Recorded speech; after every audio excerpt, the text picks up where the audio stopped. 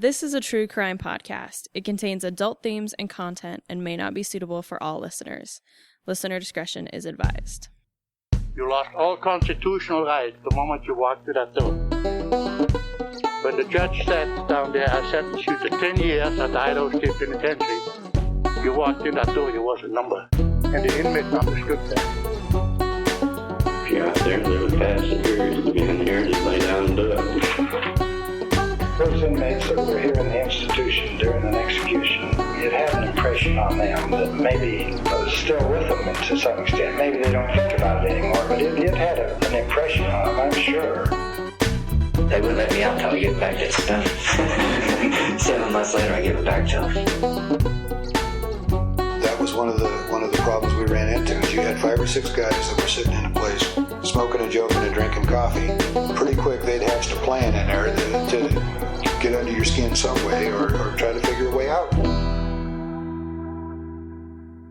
Welcome, ladies and gentlemen. I'm sure you've noticed it's not Anthony introducing it, and that unfortunately is because Anthony couldn't make it. So in his place, we have our very favorite Samuel Anderson stepping in. Hi, Sam. How are you? Good, Skye. How are you doing? I am doing so good. Just living my best life out here in LA. I have less than a week left now, and I'm very sad about it. But been out here doing my dissertation research for 3 months, doing my best, living my best life, watching so many movies on the big screen. Old movies on the big screen, I should say. But I'm excited to be back. I love the podcast, of course. How are things going with you and the pen and all that jazz? The pen's been great. We have been busy with school season.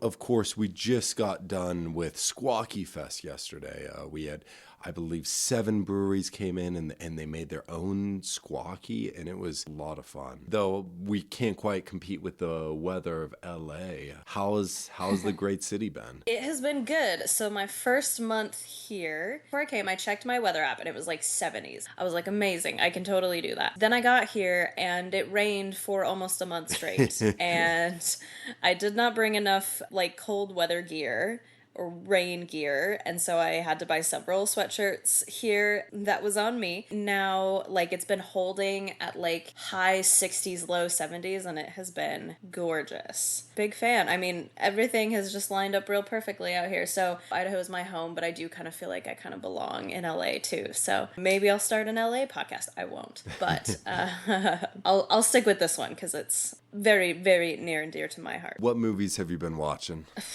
Gosh, what movies have I not been watching? As I mentioned to you prior to us recording, I got to attend the Turner Classic Movies Film Festival, which was, I think, like maybe one of the greatest weekends of my life. There, I saw Seven Brides for Seven Brothers and The Music Man, 2 very classic musicals on the largest theater, or on the largest screen in North America at the Grauman's Chinese Theater, like the famous theater that has all the hand and footprints in the cement. That was amazing. I saw what's called a pre-code, so just a quick, this is just what I study, so I apologize. But in 1934, it was the Production Code Administration came out with this very, very restrictive production code, basically the precursor to the ratings that we have today, and they had all sorts of rules about what could be on screen and what couldn't. And so there actually was a film called Man's Castle from 1933, so the code came out in 1934. So anything that came out prior to 1934 is called pre-code. And so this was a pre-code movie, and they kept calling it the world premiere of this restored version that had 8 minutes of restored footage that had been cut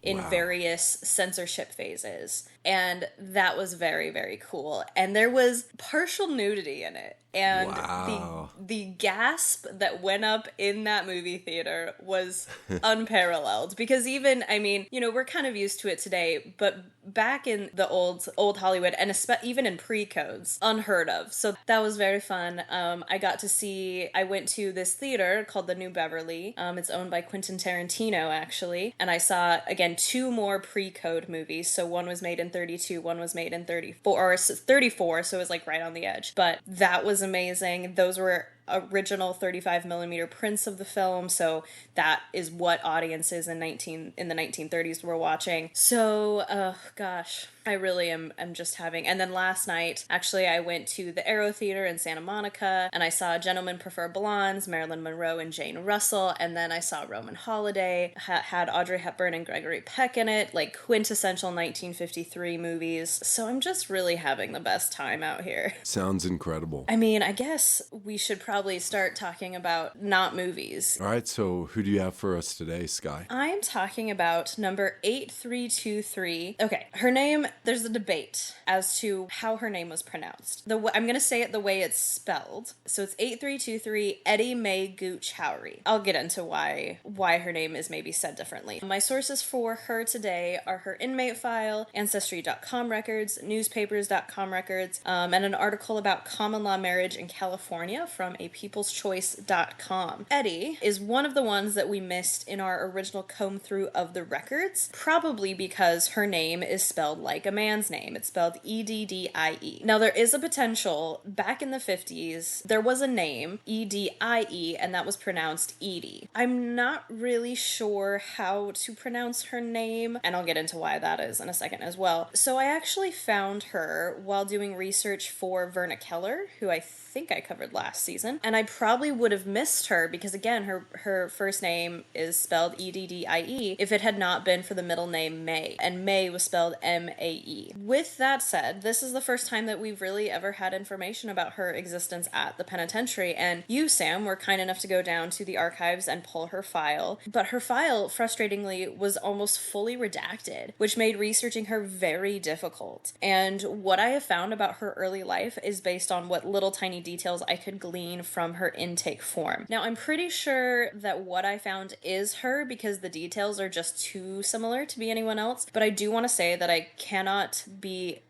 I'm like 99% sure, so I will just leave that with that if I have the wrong family, I sincerely apologize, but I really do think this is her, and let me explain why. Every name, besides her own on her intake file, is redacted, so here are the facts I know for sure, at least if the facts on her intake form are true and honest. So she was born May 13th, 1920 in Eufaula, Oklahoma, which is in eastern central Oklahoma. Her maiden name was Taylor. She had 3 sisters and 2 brothers. She last attended school at Jefferson High School in Eufaula, meaning she remained in Eufaula throughout her teenage years. She married 3 times with 2 sons. And so with all of this knowledge and a thorough scouring of Ancestry.com records, here is what I believe is Eddie's background. So she was born Edna Mae Taylor, which is why I think her name is said like Eddie rather than Edie, because it's Edna. She was born in Eufaula, Oklahoma on May 13th, 1920. I did find a GeniaNet community tree through Ancestry.com that lists Edna with this birth date and the following details, so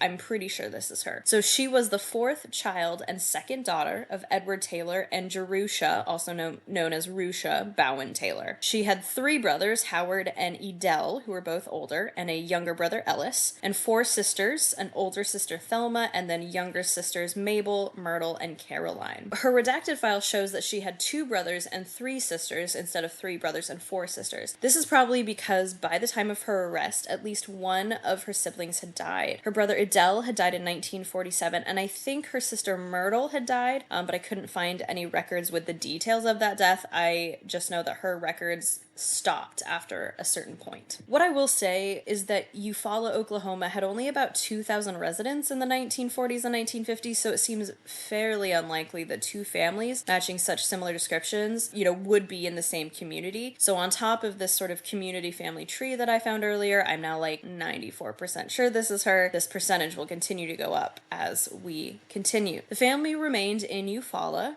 Her father was a farmer during the Dust Bowl, so the family more than likely lived in poverty, and in fact, the 1930 census listed their street address as unimproved dirt. Ooh. Still, Edna got to go to school in her youth, and she's even mentioned in the Indian Journal, which is a newspaper from Eufaula, in March 1928, and it reads, quote, "On the night of February 24th, a goodly crowd was present to hear the following program, which was rendered by pupils of both primary and advanced rooms," end quote. Eddie read a tribute to President George Washington, and this is when she would have been roughly in the 3rd grade, about 8 or 9 years old. Eddie attended school through the 8th grade. She quit Jefferson High School during 9th grade, and as we've seen so many times before, before, especially with women. The reason that she quit was probably because she got married in December 1936 when she was just 16 years old. According to the Indian Journal, she married Albert Bumgarner. Albert was about 5 years her senior. He was working as a clerk for the Works Progress Administration, which was one of the organizations that FDR set up during the New Deal. Albert and Eddie remained in Eufaula after their marriage. Their first son, George, was born about a year later on December 8, 1937,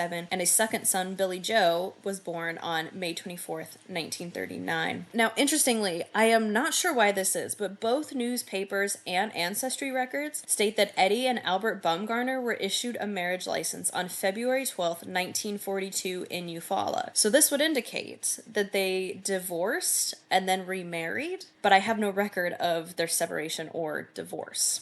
In fact, Eddie is listed as Albert's next of kin on his World War II draft card from October 1940. If they did get divorced, it was probably sometime in 1941 that they eventually then reconciled. I wonder if they ever actually got married again or if they just got the license. But if they did get married again, this second marriage didn't really last very long. And that's because another record shows that on October 15th, 1942, 8 months after the possible second Eddie Albert marriage, she married Chester Barnett in Benton County, Arkansas. I couldn't really find anything definitive about Chester. I also think she either lost or gave up custody of her 2 boys because the 1950 census shows them living with their father and stepmother in Sutter, California, which is a tiny hamlet in North Cal. Oh geez, I'm a California person now. No Cal. It's a tiny hamlet in Northern California near Sacramento. Soon after her marriage to Chester, it seems that the couple moved to Los Angeles, actually, but I'm not sure when or why. Prior to their moving, an article appeared in the Indian Journal on November 12th, 1942, titled "Eufaula Woman Suffers Beating Near Dakota," and it reads, quote, "Edna Taylor Barnett, about 22, who lives 2 miles south of Eufaula, was found unconscious about 8:15 o'clock Saturday night on U.S. Highway 69 in the south end of Dakota with a deep cut on the back of her head," end quote. So according to this report, 2 military men home on leave actually found her on the side of the road and called the police. She was taken to Hills Hospital in Dakota before going home with relatives. When she was asked what had happened, her story wasn't totally clear. She first accused a man named Marvin Toe as the man who attacked her, but then said his brother Elmer Toe was the man who had done it. Marvin admitted to being with her that night, but he denied attacking her. She ended up not pressing charges against either man. That's really all that seems to have come of this incident. So just kind of a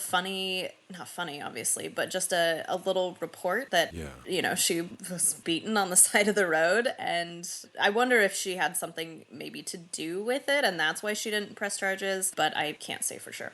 Beaten unconscious, that's not a small beating either. Yeah, I don't know. It was just this one article, there was no follow-up. These were all the details, and that's so frustrating about these early newspapers, I feel like, is that you'll read the craziest story you've ever read in your whole life, and then you'll never hear anything about it again, and you're just like, what is this? So frustrating. On July 23rd, 1943, she was arrested by the LAPD, obviously in Los Angeles, on a drunk charge under the name Edna Coker. Nothing really major came of this charge, and Eddie, just remained in Los Angeles for a little bit. At some point between 1943 and 1949, she divorced Charles and married a man named Jimmy Earl Jackson. I couldn't find much about Jimmy. His real name was Earl David Jackson. One thing I do know is that it doesn't really seem like he was a very good influence on her. And that is because on July 10th, 1949, the Times News from Twin Falls reported the couple, meaning of course Eddie and Jimmy, had been pursued by Twin Falls police to Oklahoma after passing a $400 worthless check at the Douglas Lincoln Mercury car dealership for a down payment on a car. She actually probably never would have been found had she not been arrested in Oklahoma City for vagrancy on July 6th, just 4 days earlier to her arrest in Oklahoma. In fact, this vagrancy charge caused a lot of major problems for her. Jimmy was sent to the Idaho State Penitentiary for 5 years for drawing a check without funds in the bank. Eddie, however, was sent to the the Polk County Jail in Dallas, Oregon, and this is because she was being held on a charge of obtaining money under false pretenses in Oregon. So in December 1948, Eddie had issued a forged check worth $50.49 at a Dallas grocery store. So had she not been arrested for vagrancy in Oklahoma, she would have missed out, presumably, at least for a little bit longer, on both this Oregon charge and the charge in Idaho. And so she was brought back to Dallas, Oregon, held in the Polk County Jail. 3 months later, she was sentenced to at least 2 years at the Oregon State Penitentiary in Salem. She was released on February 3rd, 1951 on a final release. Now, at some point, and I don't know if it was before or after her incarceration in Oregon, she met a man named Paul Howery. Paul was from Arkansas, but he had an incredibly troubled past. When he was just 8 years old in 1920, the census lists him as an inmate in a behavioral school in Kentucky with his older brother Harry after his parents had divorced, and neither parent took them in. I think that's bananas. Wow. Yeah, so parents divorce, neither one of them claim the kids, and so they end up going to a behavioral school in Kentucky, which is so sad. And then according to his intake form, he also spent time at the Arkansas State Boys Industrial School in his youth. So he may have been a troublemaker, and maybe that's why the parents didn't want to take either of them in, but that is still harsh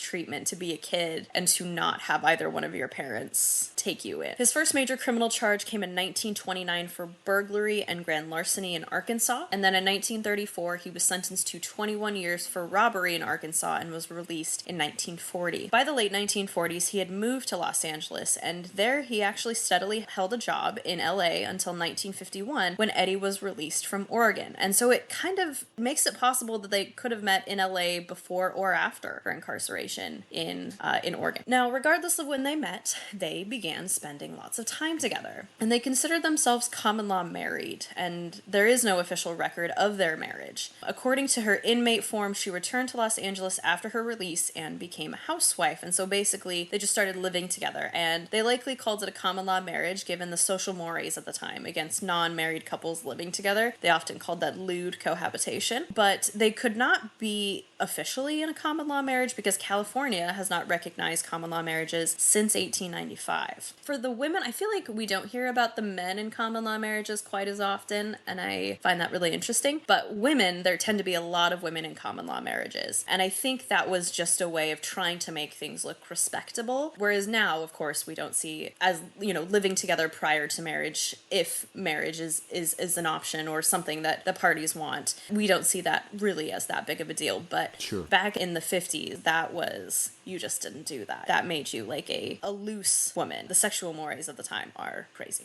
So anyway, the couple wandered around in a transient state, and they soon found themselves in Twin Falls in October 1951. So, we've done Twin Falls history several times before. I won't go into it yet again. Instead, I will do the exercise where I look at the front page of the local newspaper to see what is going on locally and nationally. Unlike the last time I did this last season, where all the stories were national, I think it was all about the Cold War, and there was maybe one story about someone who actually had got hit by a car and killed, I think. Almost all of the stories on the front page of the Times News from Twin Falls on Wednesday, October 3rd, 1951, were almost all local news. Directly in the center of the top half of this front page is a photograph, which is very dark, I think mostly just because of the quality of the scan, and the caption reads, quote, "The crushed body of Ted Lewis, 17, Jerome, lies beside the auto under which he was pinned when the vehicle missed a curve southwest of Twin Falls Tuesday night and overturned. Companion Carl Boyd, 20, 119 Tyler Street, was injured in the crash. He was found wandering along the highway by passing motorists who took him to Magic Valley Memorial Hospital," end quote. And then the headline for the following story was, "Youth dies under car. Traffic toll for area is 3310 in Twin Falls County." That's terrible. The article goes on to describe the accident in which Ted Lewis tragically passed away. His companion Carl Boyd broke his shoulder and probably suffered some sort of concussion because, quote, "At first he did not recall that Lewis was with him," end quote. About 2 hours before the crash, a citizen reported the two boys for running a stop sign, but he didn't sign a complaint against them, so the police chief, Howard W. Gillette, couldn't arrest them. He did pull them over and caution them about their driving, but he believed, quote, "If that citizen had signed a complaint, they would have been safe this morning," end quote. And the saddest part is Ted Lewis had married just 6 weeks prior to his death. And here's another headline. This one is really interesting, and I'm really sad that Anthony isn't here because he would totally dig into this. The headline is, quote, "Hunt spread for missing Twin Falls hunter," end quote. It's about a man named Ray D. Agee, who is a Twin Falls attorney. He'd gone hunting in the Black Hawk Mountain area in northern Idaho, east of Elk City, over the previous weekend, but he failed to return to his hunting camp on Monday. Agee was 63, but he was an experienced outdoorsman and hunter. He was last seen on 4 p.m. on Monday, October 1st, after a hunting companion left Agee on a mountain, attempting to drive some elk toward him. But when the companion returned an hour later, Agee was gone. Wow. 15 men had gone out searching the night before, but Agee's sister and brother-in-law were calling for more volunteers to aid in the hunt in this newspaper article. This was a story that I was like, I am not just leaving this here. Because Ray D. Agee, I'm pretty sure I've seen that name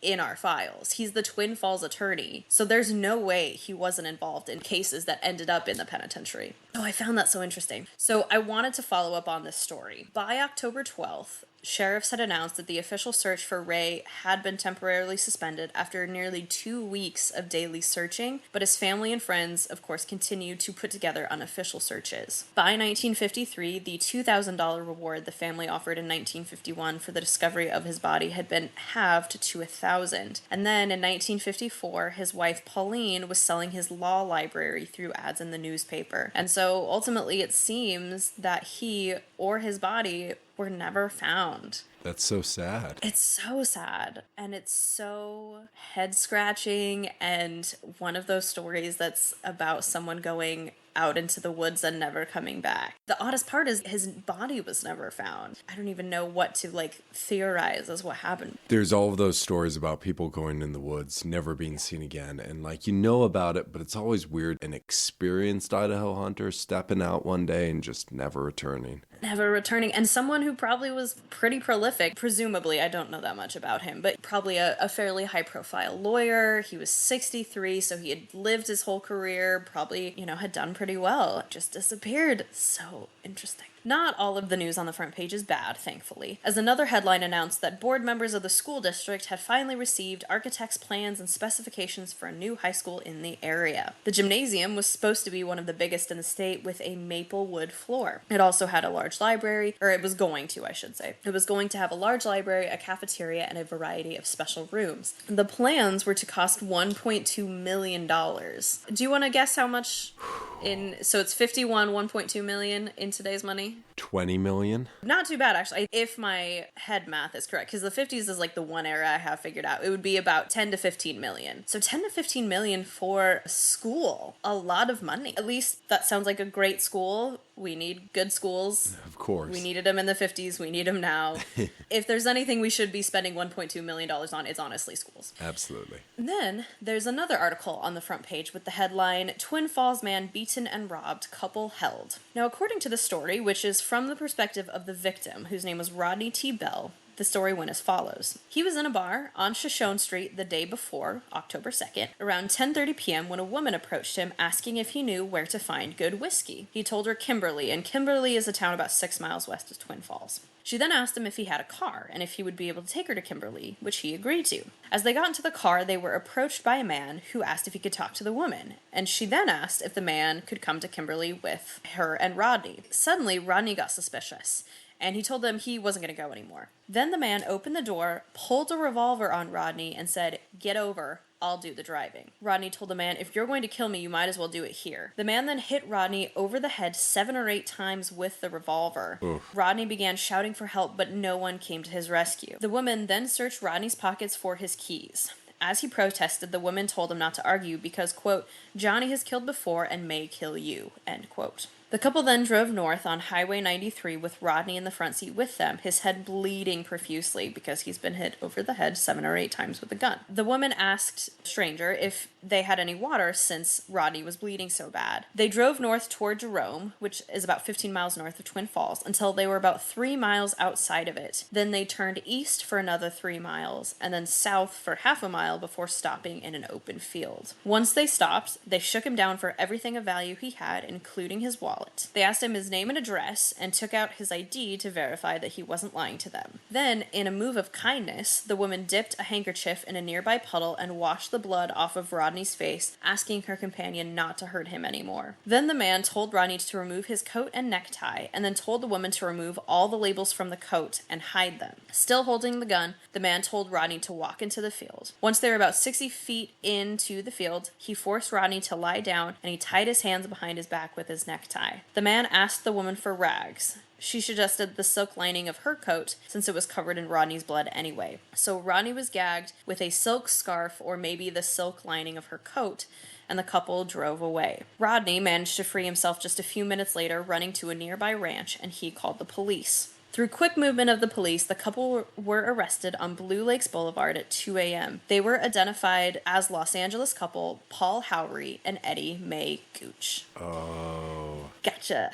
According to newspaper reports, Rodney, who was a manager of a Singer sewing machine store, suffered a severe head wound and lost a lot of blood after being hit in the head several times with Paul's gun. Of course, this was a little bit of a different story than Eddie and Paul told, though not as much as you might expect. So here's Eddie's story. She said that she and Paul had been out drinking before they got into a fight, and he left. She waited for him for 3.5 hours, but he never came back. So instead, another patron, presumably Rodney Bell, came up and said he could drive her to the auto court, which I used this term with my dad the other day, and he was like, "What is that?" And I was like, "Oh, I forget this isn't 1940. My bad." Because I just always use 40 slang. The auto court is like a roadside motel. And so he said he could drive her to the auto court where she and Paul had stopped for the night. And as they were getting into Rodney's car, Paul suddenly came up and asked Rodney what he thought he was doing. Rodney replied it was none of Paul's business, because I'm assuming he has no idea that Paul and Eddie are together. So it's just this random man coming up and being like, "What are you doing?" And he's just like, "This isn't your business. Get out of here." So then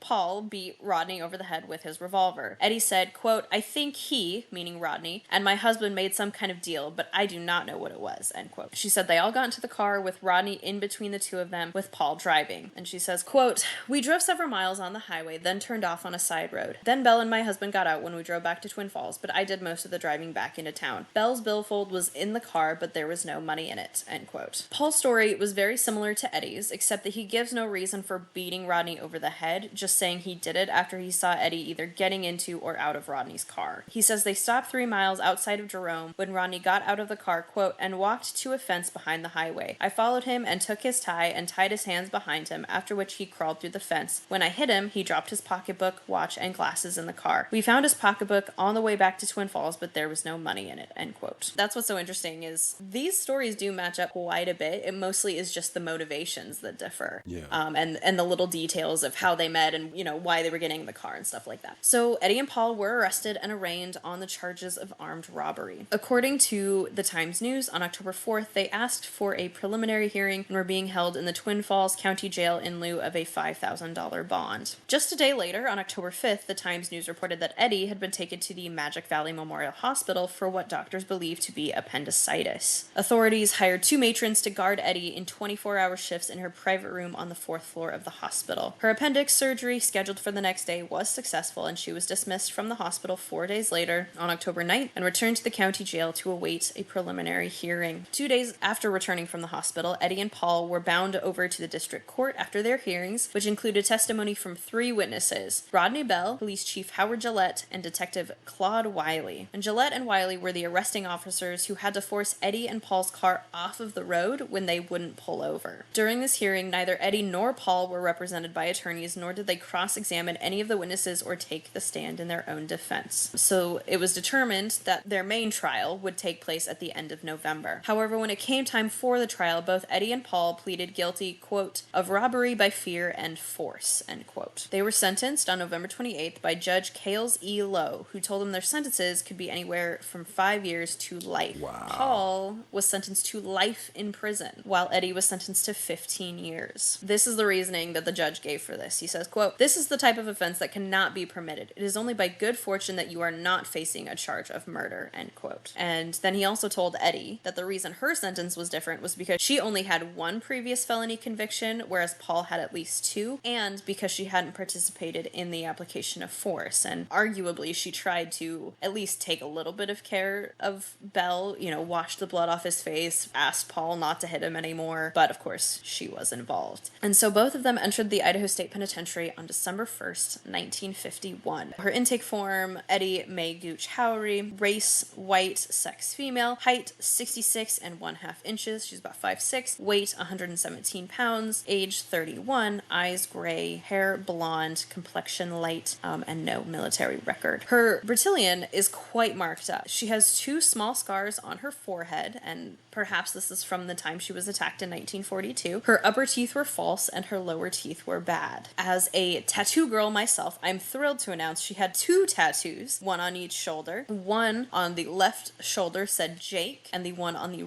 right shoulder said Woody with a heart underneath it.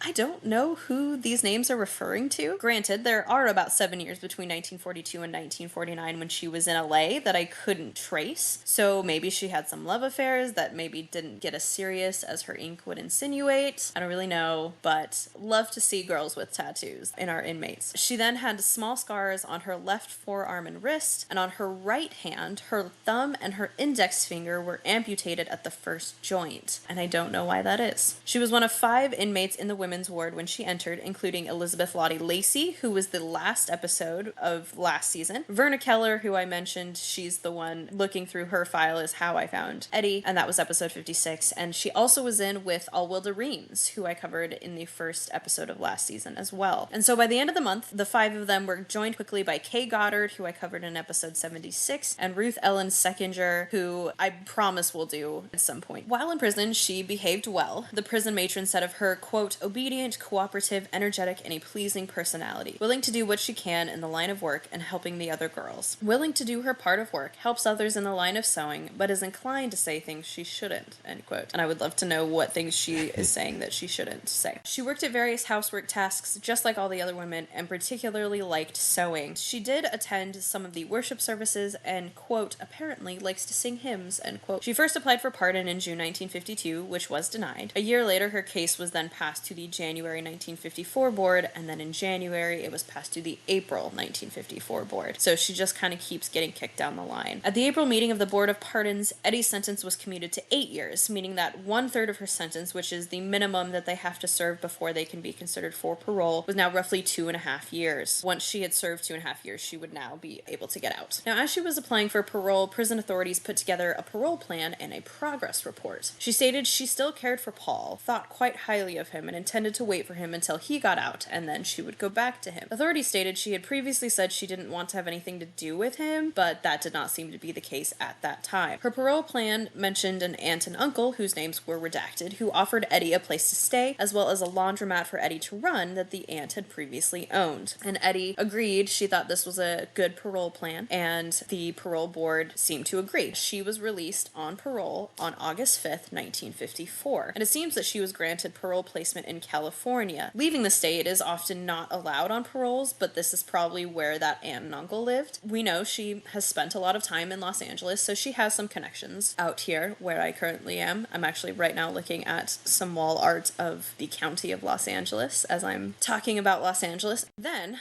a document in her file shows that on October 27th, 1954, her parole was revoked, though I couldn't find any documents that stated why that parole got revoked. There is one document from right after she was released on parole that made it seem like she hadn't reported to California authorities that she was supposed to report to, so maybe it was because of that. And usually when inmates are declared parole violators, it is documented that they are returned to the prison, but there's nothing that notes that she ever came back. So I'm wondering if it was that she didn't realize she had to get in contact with authorities or didn't know who to go to. I don't really know what the situation is there. And maybe that's why. Maybe she said "Oh, I'm so sorry. I thought I just had to report to the Idaho authorities. I'll fix it. I'll report to these people." And maybe they were okay, well then as long as you do that, you don't have to come back. She was apparently reinstated on parole on September 1st, 1960, which seemed to indicate that they, got in touch with her in some way. An incredibly unusual situation to have someone someone declared a parole violator not be brought back to the prison, but then reinstated on parole 6 years later. That's what's crazy.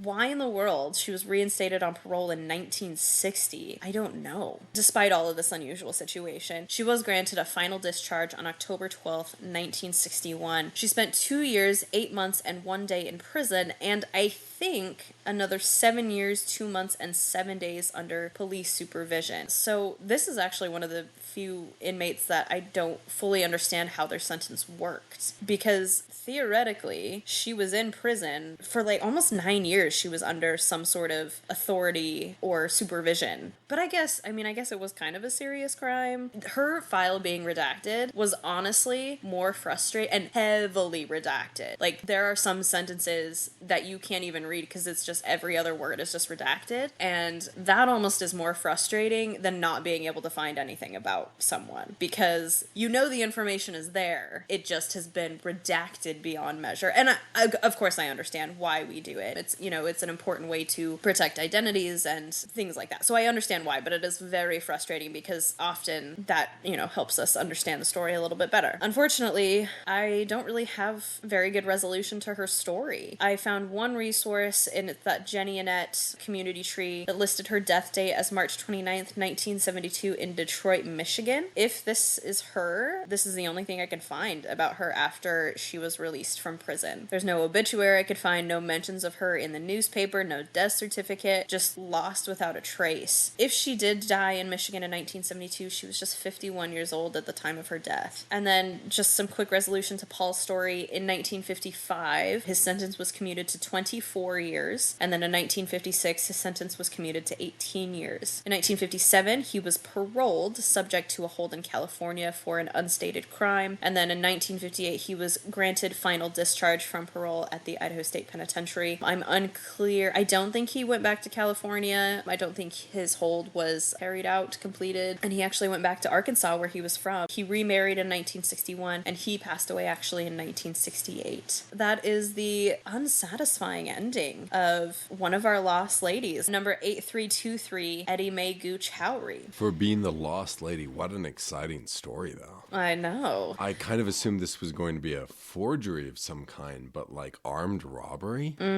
Yeah. And again, I don't want to say I like, but I think there is, again, just the reason we do this podcast, right? These touches of humanity where Paul was just vicious and all he wanted was money from this guy. And I think he was probably a little mad and probably a little drunk and probably a little jealous, which is thoroughly unacceptable to do any of these things. And so she said, like, please stop hurting this man. He was going to help me. Let me wipe the blood off his face. And even the judge said, like, you weren't involved in the force of it, so you get a lesser sentence, but you still have to be held responsible because you beat this man over the head and tied him up and left him, I don't know, to die in a field. Yeah. Maybe not to die, but tied him up and left him there. Just hopefully someone finds him. So yeah, it was a thrill to look through her file and figure out what her story was, because in the same way with Ernestine Paul, who I covered several seasons ago, she was another sort of lost lady, and they have such interesting stories. So yeah, I'm so excited that we found her and that her story can be told.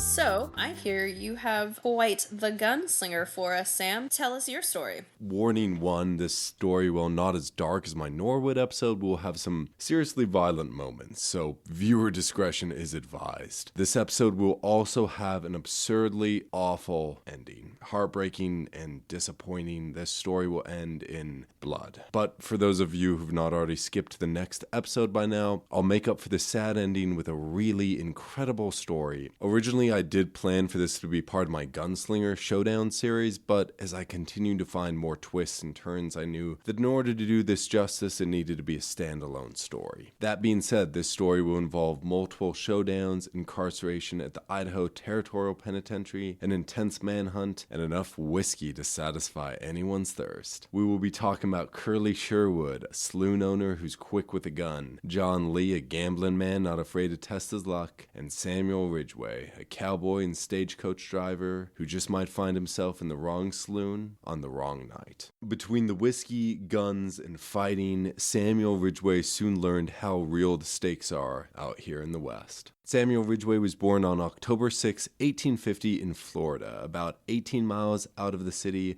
of Pensacola. He helped on his family's farm until the age of 20 when he set out to St. Louis to work as a cowboy, during which time he trained fast stock. After this, he moved to Cheyenne, Wyoming to drive horse-drawn ambulance. He spent the following 2 years helping individuals get medical care before eventually returning back to ranching. A few years later, newspapers described Ridgeway as a man of medium stature, 5 feet, 8 inches in height, light complexion, somewhat florid gray eyes with a blonde mustache. At 180 pounds, the papers described him as solidly built, active, and looking tough-knit. But in 1877, he once again packed up and left town, and this time headed to the Black Hills to the town of Deadwood, South Dakota. The Black Hills is a sacred spot to many indigenous groups and has been for thousands of years. The U.S. government signed the Fort Laramie Treaty of 1868, creating the Great Sioux Reservation, and promised to keep white settlement out of the area forever. But after George Custer claimed the area to be full of gold, it started a stampede of illegal settlement. Instead of punishing the trespassers, the U.S. government supported the mining claims, broke the treaty, and forcibly removed the Lakota people. This began the Great Sioux War of 1876, which resulted in Custer's complete and total defeat. But during and after this conflict, many mining towns began to be built in the Black Hills area, including Deadwood. Deadwood is famous as one of the wildest towns of the Old West. After the discovery of gold in the area in 1874, it became a booming mine town. This town boasted 12,000 residents when Ridgeway arrived. To this day, it remains famous for housing some of the most famous gunslingers, lawmen, and outlaws of the West.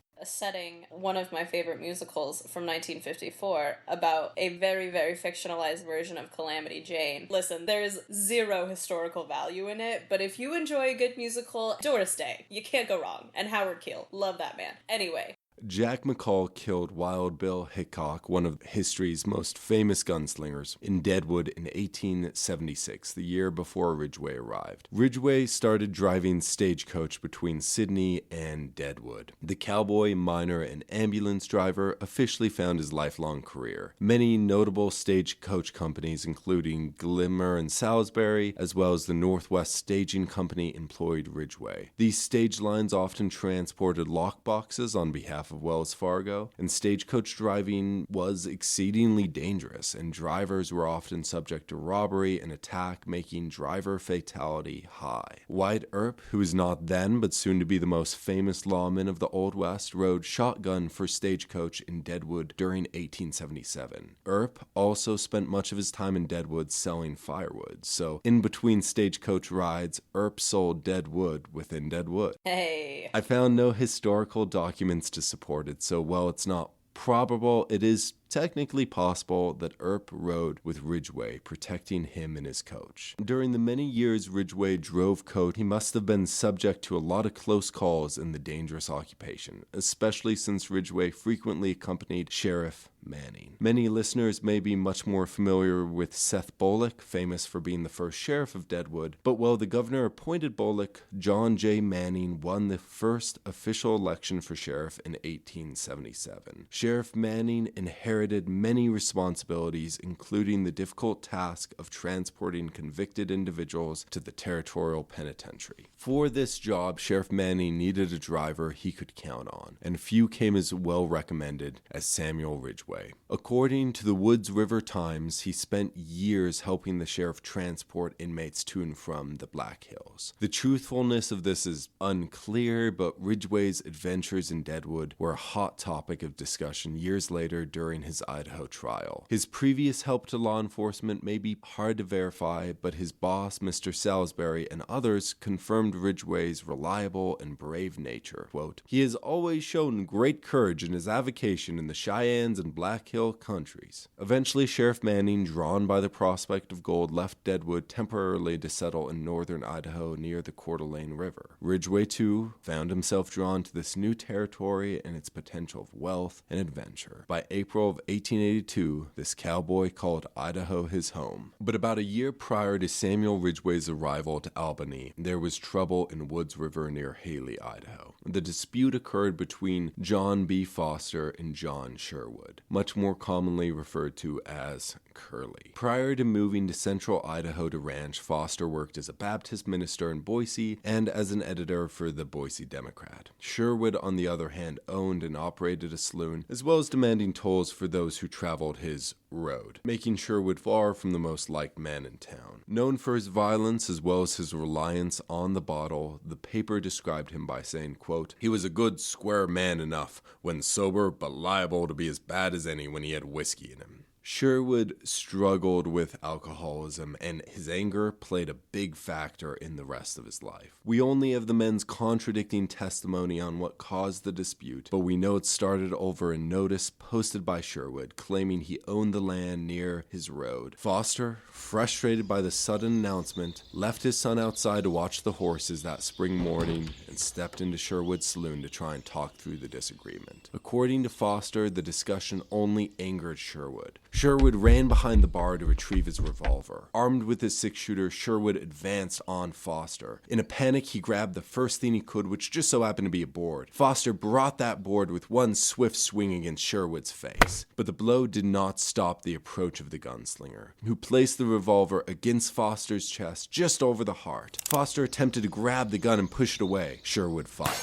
Quote, "The ball entered just left of the right nipple, struck a rib and glanced to the right and upward, came out, passed nearly through the arm and lodged near the shoulder blade." Yikes. Sherwood attempted to fire again, but now Foster held on with all his might. As the two men fought over the gun, other homesteaders ran to the sound of the gunfire. Sherwood abandoned the fight and fled the scene. Outside, he tried to steal Foster's horse. Foster's son, confused and scared, refused to give up the pony. Sherwood threatened to shoot the boy down, and that was all the convincing the young lad needed. With the stolen horses, Sherwood rode into the woods. However, even with his head start, the authorities soon apprehended him. Constable Steele managed to capture the fugitive and catch him, and brought him to the Haley jail to await his trial with a bond of $1,000. Back at the saloon, the townsfolk did what they could to make Foster comfortable. Dr. Miller arrived as quickly as he could. The doctor removed the bolt, now lodged in the shoulder, and cleaned the entrance wound in the chest. Do you have a guess of how long Foster lived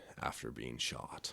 It could be very long, it could be very short. You never know with Old West gunshots. I know, seriously. Because I'm thinking about the story that you told about Norwood, where he just, beat the heck out of that guy, and he ended up living for, 6 more months. Okay, I'm going to say 48 hours. The wound is not fatal, and he lives for many, many years. Haha, trick question. By what could only be described as a miracle, Foster does live, making the charges against Sherwood assault with a deadly weapon as opposed to murder. He's also lucky that infection didn't get him. Oh, for real. Especially when it went through so many parts of his chest. I know when you said the doctor cleaned it, I was like, did he? Or did he just sort of wipe it down with some water and was like, all right, that's good. Sherwood defended himself by claiming Foster instigated the attack, after which the circumstances forced Sherwood to shoot Foster, threaten Foster's son, and then steal the horse to flee. I can only imagine what that trial was like. The community knew Foster as a beloved minister, prominent rancher, and as a successful miner. They knew Sherwood as often being violent, and even more frequently as intoxicated. Probably from lack of evidence, the court did not find Sherwood guilty on any serious charges. In the end, Sherwood got his gun and went free. Samuel Ridgeway, on the other hand, left Deadwood and arrived in Idaho. Here he continued to drive stagecoach between Little Woods River to Goose Creek, a trip around 70 miles. Starting near Haley, likely passing through Jerome and Twin Falls. In good conditions, this route could have been done in one very long day, but in bad conditions, this trip must have been a multi-day expedition. Ridgeway began working and immediately became friends with many in the area. In May, some of his co-workers at the stage introduced him to a man who used to drive stage but now operated a saloon near Haley, Idaho, a man named Curly Sherwood. Sherwood, like many of the other residents, seemed to get along quite well with Ridgeway, and the two became fast friends. But just like the rest of Sherwood's associates, Ridgeway soon discovered the very real danger of making his new friend angry. The following account comes from Woods River Times that they reported after watching the trial and after personally interviewing the convicted man. The account the newspaper gives is very detailed, but please understand this does not come directly from the court transcript, so take it with a grain of salt. It's June 18, 1882. Ridgeway returned from his route and headed to Sherwood Saloon. Owing Sherwood money, he wanted to clear his debts and be paid up with his buddy. After settling the bill, Sherwood recommends they celebrate with some whiskey. But as the men drank, their joyful moods began to sour. Quote, "The whiskey was so villainous as to affect both men, who got to wrangling on the way back to the stage station. Afterwards, neither man could recount what started the fight, only that the mood suddenly turned and the two began to fight. The men parted ways. Ridgeway went back to the station to take care of his team and unpack the stagecoach. Once finished, he headed back to Sherwood Saloon. Feeling guilty, he wanted to apologize for losing his temper with his friend. Sherwood accepted the apology and recommended they celebrate their resolution with some whiskey. That night, after drinks, Ridgeway left to go back and sleep in the stable. Both men seemed to be happy, intoxicated, and confident that all the conflicts between them were now settled. I'm sure that Ridgeway, who just finished a very long trip driving coach, felt exhausted and probably was more than happy to hit the hay. In this case, probably literally. But he did not get to sleep in after his long trip. The next morning, Sherwood roughly awakened Ridgeway. Sherwood had gotten a very excellent idea and needed Ridgeway awake immediately. His brilliant idea was that they should share in some morning whiskey. But Ridgeway was having none of it. He told Sherwood, "No, Curly, I don't want to drink. If I can't drink without having a quarrel or getting into trouble, I don't want to drink at all." Sherwood demanded they drink together. Ridgeway was unconvinced. "I can't do it. I'm just as much obliged to you as if I had it, but I won't get to drinking again." "You won't you?" And raising the whiskey bottle over his head, yelled, "Then take this, you son of a bitch." Sherwood hurled the bottle of whiskey at Ridgeway's head. Ridgeway leapt out of the way. "Curly, you've only come to renew the quarrel. If I had done anything wrong, as I said last night, I will apologize to you in any way you want me to, as to satisfy you." "The only way you can do that is to go down to my place with me and take a drink." "I don't want to go down to your saloon, as you feel mean, and only want to renew the quarrel again." "You have to go down." "I'll go down with you on one condition, that you do not renew the quarrel." "Come on, then." The two men shared a few drinks, then Ridgeway headed back out to get to work. Ridgeway had a busy day preparing his coach and saddling a team of horses for the next trip. One of the horses he needed was at a stable farther down the road. By the time he had the horse, the sunset had changed from light orange to deep purple. As he rode the stallion back to the station, he found Sherwood standing at the door of the saloon. As he passed, Sherwood called out, "Come, take a drink." "I will take a cigar with you." So the two men stepped in to light cigars. But before Ridgeway could stop him, Sherwood ran out and stole his horse. Irritated,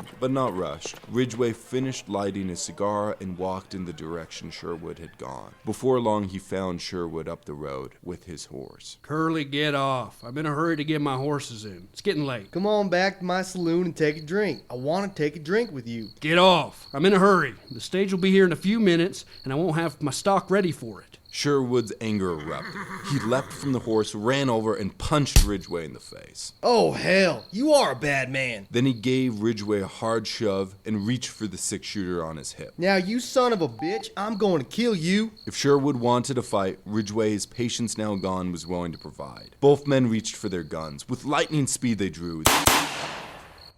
The bullets now spent, Sherwood calmly began to walk away before collapsing from his 2 gunshot wounds. Sherwood died long before help could arrive. Ridgeway got on a horse and rode to the ferry. There he explained to the ferryman what he had done and that he needed to cross the river to turn himself in to the authorities in Albion. But the ferryman informed him that with winter runoff at full volume, they could not cross until the water level was dropped. So Ridgeway went back to the stable, got his coat, and went to bed. This time, Ridgeway was awakened not by his friends, but rather by the authorities. They brought Ridgeway to the Bellevue City Jail. After only a few days, he escaped and fled to the woods. Sheriff Gray quickly recaptured him, and this time they brought him to the Haley Jail. Only a few weeks after the crime, in early July, his trial began. Without access to those court records, the information remaining about the trial is mostly hearsay, but based on the surviving historical documents, here seems to be some of the key factors that played into this case. First off, the two men's reputation could not have been more different. The locals knew Sherwood as having a short temper and quick to go for his gun, especially while intoxicated. But when it came to Ridgeway, the defense found an abundance of individuals who were willing to speak highly on his behalf. Citizens from Haley, Cheyenne, and Deadwood all were willing to collaborate his story and testify to his good character. Woods River Times summarized these remarks by saying, "Who say that during the many years that they've known him, he was never known to be quarrelsome or to drink to excess, and that his record has always been that of a sober, industrious, peaceable man." Many believed his actions were in self-defense. They also believed Sherwood seemed willing to hurt anyone if inspired by a little whiskey. Between the local newspapers, the community, and his friends, most seemed completely convinced of Ridgeway's innocence. However, there are a few other things to consider when trying to understand the point of view of the jurors. The showdown between Sherwood and Ridgeway took place at night, but it did not occur in an empty town. 6 men witnessed the violent gunfight. 2 of the men were minors, the other 4 were described as tramps, which in this context seems to imply they were drifters. These 6 men saw the fight. None of them ended up testifying on what they witnessed. The authorities also discovered Sherwood's body wore an empty holster, with no gun turning up at the scene of the crime, which raised the question, did Ridgeway gun down an unarmed man? Billy Jackson testified he gave Sherwood $24 the previous night, but Sherwood possessed no money when the authorities searched his body. This ended up being some of the most damning evidence used against Ridgeway. How come the 6 men who witnessed this fight did not testify? That is a really good question. Why the authorities didn't get testimony of them at the scene of the crime, at least, or witness reports, none of them came forward. The prosecution painted the fight as less of a quick draw duel and more as Ridgeway murdering an unarmed man and then robbing his corpse. However, there are a few problems with this picture. The money not being on Sherwood does not necessarily prove that it was or wasn't stolen, only that Sherwood's body did not have it when the authorities searched it. Also, it's important to note the sheriff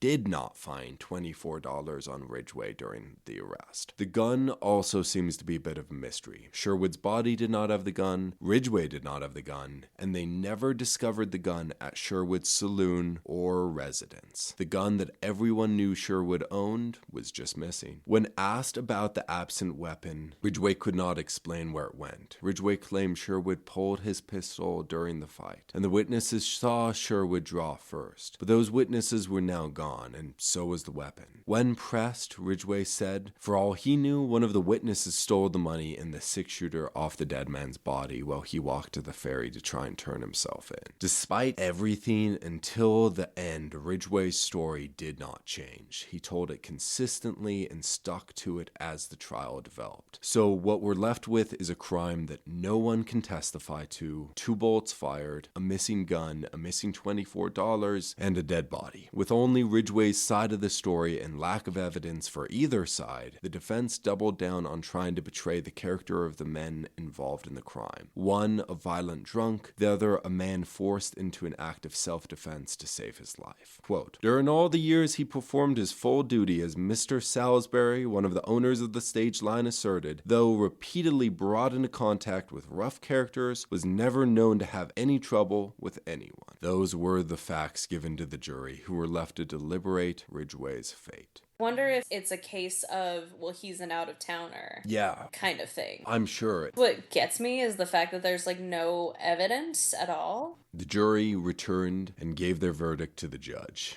Do you have a guess on the conviction? I would assume guilty, but I feel like the evidence that we have just discussed would have to be not guilty. What's he guilty of? Second-degree murder? Judge Prickett pronounced Samuel Ridgeway for the death of John Sherwood guilty of the crime of murder in the first degree. Oof. And gave him his sentence. Quote, "The judgment of the law and your sentence is that you be, by the sheriff of Alturas County, hanged by the neck until you are dead, and may God have mercy on your soul." Why is the judge being so harsh when the evidence points to, at the very most, manslaughter? Yeah, I don't know.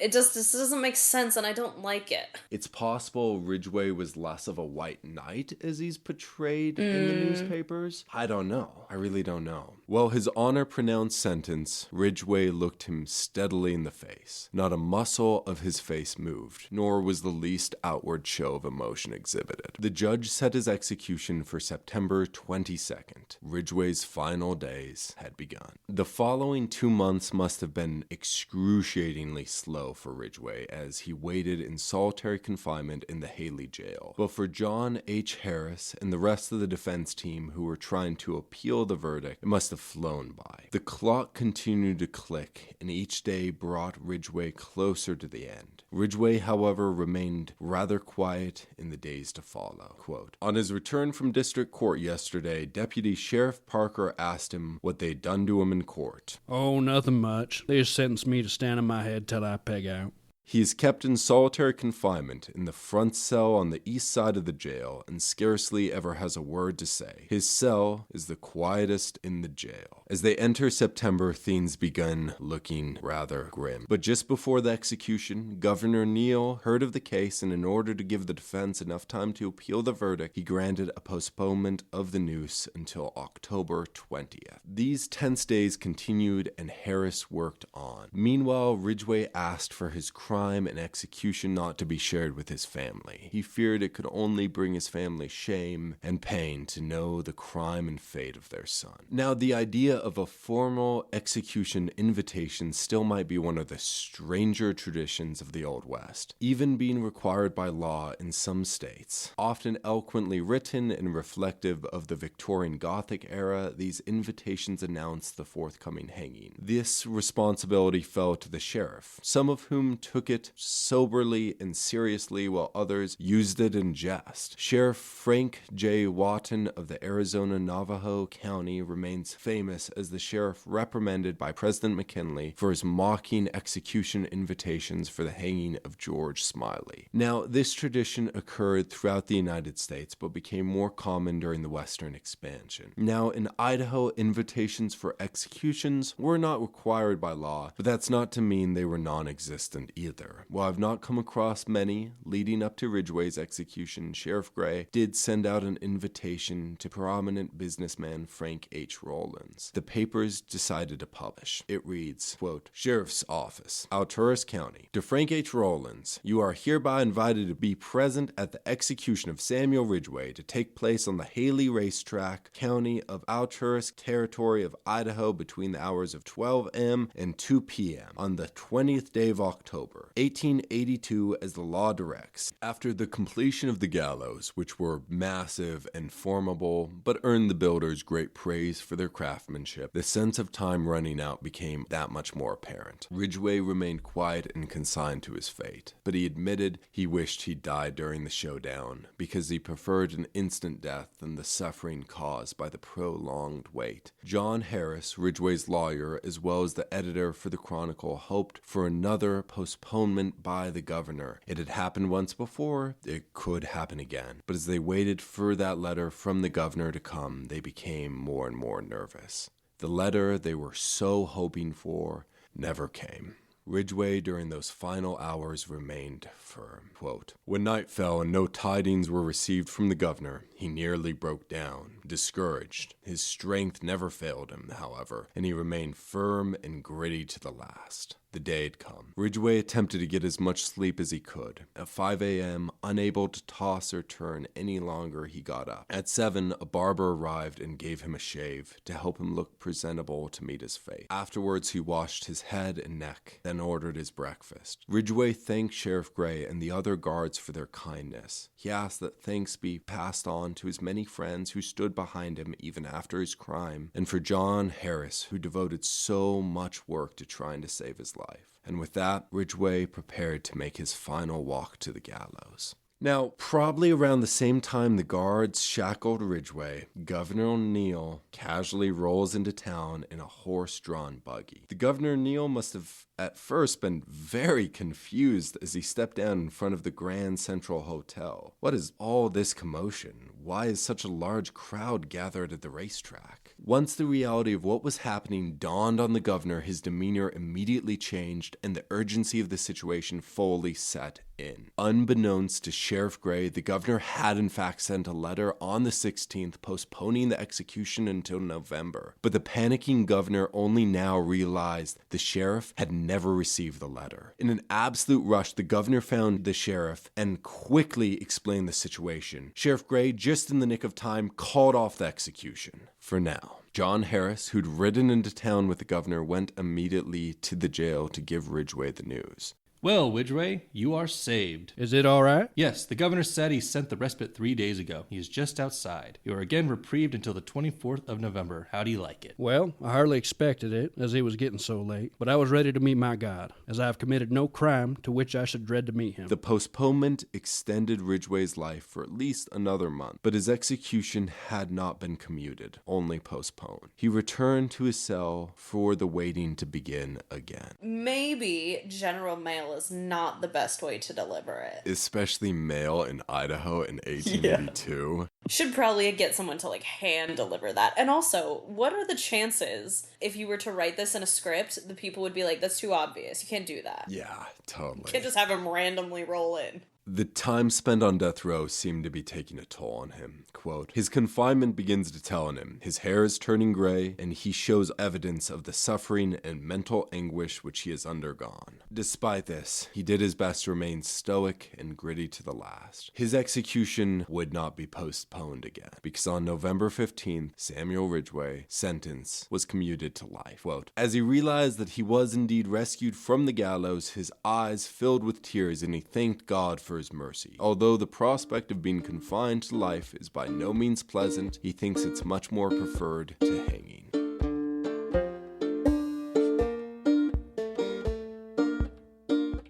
You'll never guess what story Woods River Times publishes right next to the November 15th article about Ridgeway's commuted sentence. What year is this? 1882. On the very same page, an article detailing a hunt being organized to track down the Camas Wildman. Hey, I never would have guessed that. For fans who missed our Halloween special last year, the Camas Wildman is a huge hairy monster supposedly lurking in the woods during this time period. Go back and check out that episode if you want to hear all about the monster rumored to be in the Idaho wilderness. Now, did Ridgeway ever have any encounters with that monster? Ridgeway's connection to the legend and what he thought of the story's fame is truly anyone's guess. However, there is a real possibility that he knew James McKinley, the hunter credited for killing the Camas Wildman, as well as Woods River Times writer Dakota, who's often credited as the creator of the myth. While the Wildman may or may not be real, James and Dakota were, and living in the same area as Ridgeway at a time of relatively low population for the region. I think it's more than possible that these men did in fact know each other. Either way, Ridgeway headed out of the area for an extended stay in Boise. In a strange twist of fate, after years of helping Sheriff Manning transport inmates out of Deadwood by stagecoach, now he got his turn to be the passenger as Sheriff Gray transported him by coach to the Idaho Penitentiary. In late November 1882, under the supervision of Marshal Warden Fred Dubois, Ridgeway arrived at the Idaho Territorial Penitentiary to serve a life sentence for murder. Now, the penitentiary is still pretty young at this point. We only have one cell house, the Territorial. The wall is yet to be constructed, and in its place, a wooden fence around the prison. Ridgeway likely used a ball and chain attached to his leg. It's possible he helped with cutting sandstone in the rock quarries around Table Rock, but we can easily predict he spent most of his time locked in his cell. Still, a life of this he preferred over no life at all, but Ridgeway's stay inside the prison turned out to be remarkably short. His behavior, attitude, and demeanor seemed to give credibility to his version of events, and eventually his actions were seen more as self-defense than a heartless killing. Large numbers of friends, neighbors, and prominent citizens continued to testify that, quote, Ridgeway always bore a good character. The residents of Haley petitioned for his release. Also signing the petition were the county officials, likely some of the same individuals who jailed Ridgeway, and to no one's surprise, every single newspaper writer of Woods River Times signed as well. In 1885, after only serving 3 years of a life sentence, the state pardoned Ridgeway. We don't know a lot about what happened to Ridgeway for the next 4 years, but it appears he tried to go straight, staying sober, out of trouble, and working as a stagecoach driver now in Montana. But once again, he found himself in the wrong place at the wrong time in 1891.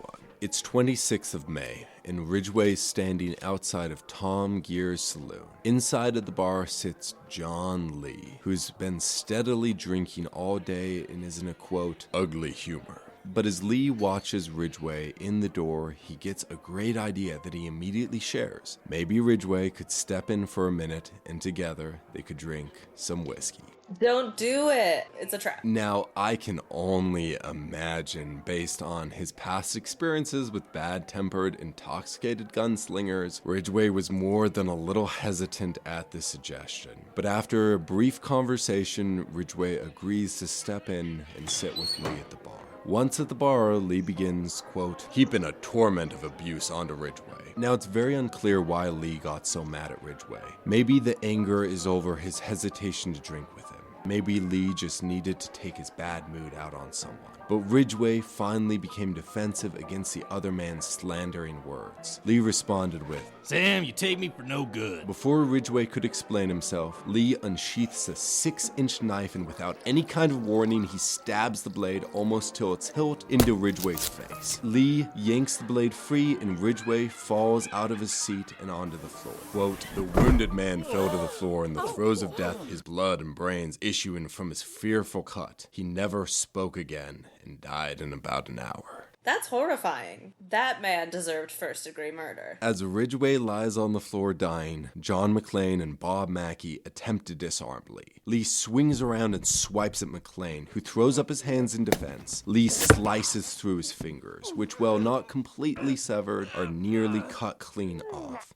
Lee lunges and swipes at McClane's face, but the injured man falls to the floor just in time for the flash of the blade to slash over his head. Finding empty air as opposed to his target, Lee stumbles, nearly losing his balance. Men started yelling and running to the scene of the crime. While Lee is temporarily distracted by this commotion, McClane crawls away, leaving bloody handprints in his wake. Luckily for McClane, Lee has now lost interest in the man and instead decides to find a weapon that he can do a little more damage with. Crossing over to the gulch below the saloon, Lee breaks into Smith's cabin. There he steals Smith's gun, a belt of ammo, and slips away into the night. Imagine having a knife, plunging it into a man's face/skull, probably killing him almost instantly, then almost severing a man's entire finger. Like, I need something that does more damage. There had to have been some real fury in Lee that night.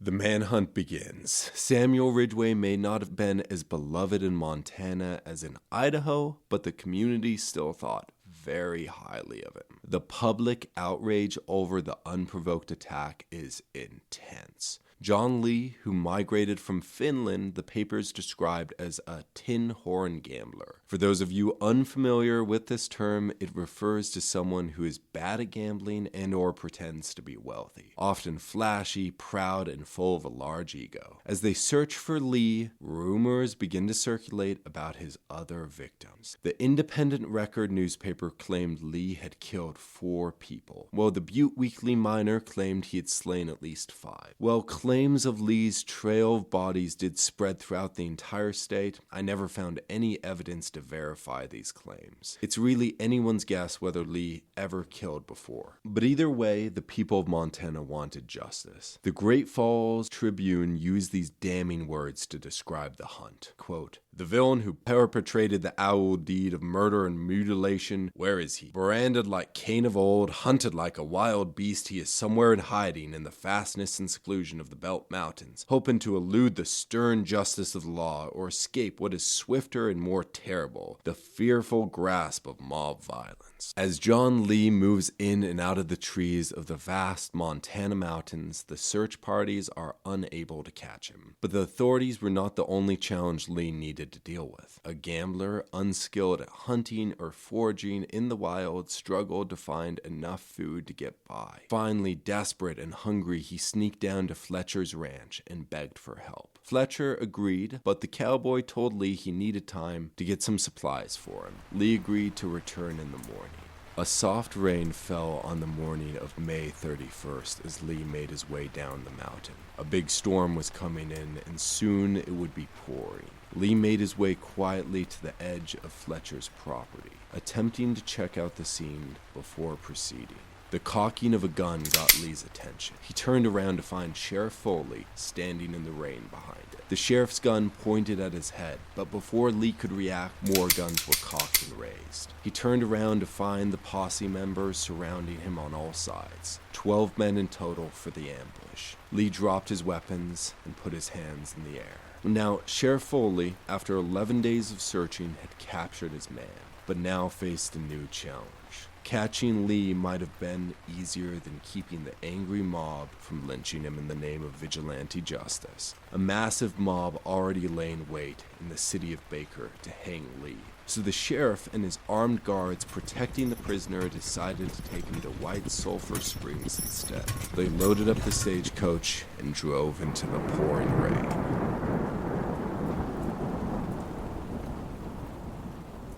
Six months later, John Lee stood trial for the crime. The evidence and witnesses were not in Lee's favor. His defense team were forced to rely the case on attacking the character of Samuel Ridgeway. Defense accused Ridgeway of being a gambler and a drinking man. Lee in particular claimed that Ridgeway threatened his life and followed him into the bar that night looking for a fight. However, the witnesses of the fight claimed the opposite, that Lee invited Ridgeway in, after which Lee began the argument. In his defense, Lee explained that Ridgeway's harassment had, quote, "Come so uncomfortable," that he had no other choice but to stab a 6-inch shepherd knife into Ridgeway's face as retaliation. Now, I never found out what happened to John McClane's fingers. Most newspapers wrote they suspected it required amputation, but I personally never discovered whether that operation ever occurred. The jury discussed the severity of the crime and after some discussion came to an amicable decision. On November 27, 1891, they found John Lee for the murder of Samuel Ridgeway guilty of murder in the 2nd degree. No. And sentenced him to life in prison. I'm so mad about that. The authorities took John Lee to Deer Lodge to serve in the Montana State Penitentiary. Any guesses on how long Lee stayed behind bars? 7 years. That was a great guess. In 1897, after only 6 years of imprisonment, the governor requested that John Lee's sentence be diminished. Governor John E. Rickards heard about the sentence and felt the punishment was far too out of proportion for the crime committed. The governor demanded that the sentence be changed to manslaughter. The newspaper, the Anaconda Standard, explained that Ridgeway's tormenting of Lee forced Lee to act. The newspaper implied that Ridgeway had been asking for it. I'm honestly speechless because this simply makes no sense, because from what you said, every average person is like, Ridgeway's the coolest guy, like he's so nice, he just works really hard, everyone likes him even if he's an out-of-towner. And then, somehow, the authorities are like, oh, this man, the worst man that's ever walked into this town. This man who shoved a 6-inch knife into his face while he was asking for it. What are you talking about?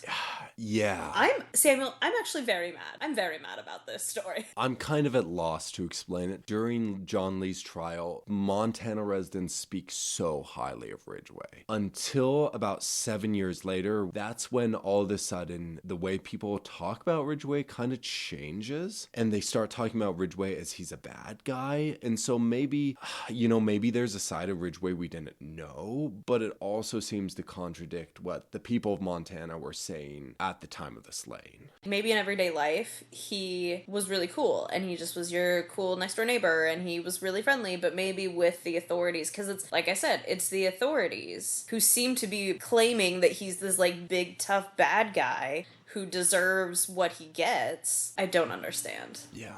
With any story, there are multiple perspectives, and looking back at a story 140 years after the fact, it's hard to know what really happened. Perhaps Lee told the truth about the harassment he claimed Ridgeway guilty of. Maybe Ridgeway possessed a side of him many of his friends and supporters in Idaho, Montana, South Dakota, and Wyoming did not know about. Maybe Curly Sherwood was unarmed and just a man who wanted to drink with a friend. Or maybe Samuel Ridgeway was a sober, industrious, peaceable man, as so many people claimed. Maybe Ridgeway did his best to be an honest, hardworking man who just kept finding himself in the wrong spot at the wrong time. Well, the list of people who believed and testified to Samuel Ridgeway's good nature greatly outweighed those who spoke negatively of him. We'll never truly know. But no matter who's at fault for all the murder and the massive bloodshed, one thing is undeniable. Samuel Ridgeway had a short, violent, and tragic life. Samuel Ridgeway learned that between the whiskey, guns, and fighting, the stakes are very real out here in the West.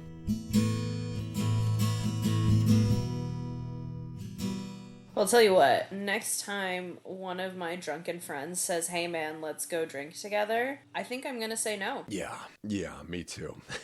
Because he's 0 for 2 of his buddies being like, hey man, let's go get a drink, and things not going real badly. It's a very interesting story as far as like frontier justice, because you have Curly's death and Ridgeway's death, and they're both murders, both that happen around saloons, and both of them get sentenced, and governors step in and change that sentence. At least for me, one of those stories, I have very different feelings about Governor Neal changing that sentence as opposed to Governor Rickards. The Wild West is wild for a reason. Great job, as usual. If we can't have Anthony, we'll definitely have the next best thing. So we're thrilled to have you on the show. Can't wait to see what else you've got for us in the coming episodes. Another episode in the books, a job well done. We'll mix up a little bit. Do your own time. Do your own number. See you next episode.